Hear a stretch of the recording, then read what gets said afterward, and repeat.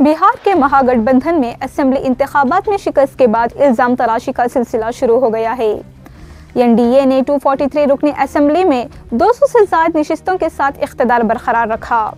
इस शिकस्त के बाद कांग्रेस और आरजेडी के दरमियान सख्त तनाव पैदा हुआ, जो नशिस्तों की तकसीम और वोट बैंक के मामलों पर पुरानी कशीदगी को दोबारा जिंदा कर गया। दिल्ली में होने वाली जायजा मीटिंग के बाद कांग्रेस रहनुमाओं ने कहा कि इनके 61 उम्मीदवारों में से कई उम्मीदवार समझते थे कि अगर वो आरजेडी के साथ इत्तेहाद में ना होते तो बेहतर कारकर्दगी दिखा सकते थे।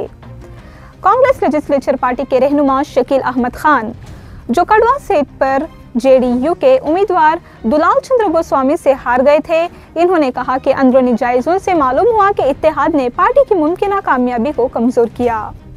कांग्रेस के अरकान का कहना है कि एनडीए की जारहाना जंगल राज मुहिम ने पहले के आरजेडी हुकूमत के यादों को ताज़ा किया और इत्तेहाद को नुकसान पहुंचाया, खास तौर पर ऊपरी जात के वोटरों में जो पहले कांग्रेस को वोट देते थे लेकिन अब बीजेपी की तरफ मुंतकिल हो गए हैं। आरजेडी ने सख्त रद्द-ए-अमल जाहिर करते हुए कांग्रेस पर इल्जाम लगाया कि वो इसके वोट बैंक से फायदा उठा रही है और अपनी इंतखाबी ताकत को बढ़ा चढ़ाकर पेश कर रही है। आरजेडी के वोटों की तादाद 75 से 25 तक गिरने पर पार्टी रहनुमाओं ने कमजोर राब्ते और कांग्रेस की महदूद कामयाबी को जिम्मेदार करार दिया। नशिस्तों की तकसीम के अख्तिलाफात ने पहले ही तकरीबन 12 हल्कों में दोस्ताना लड़ाई बेदार कर दी थी, जिससे इत्तेहाद की एकजुहती मजीद कमजोर हुई।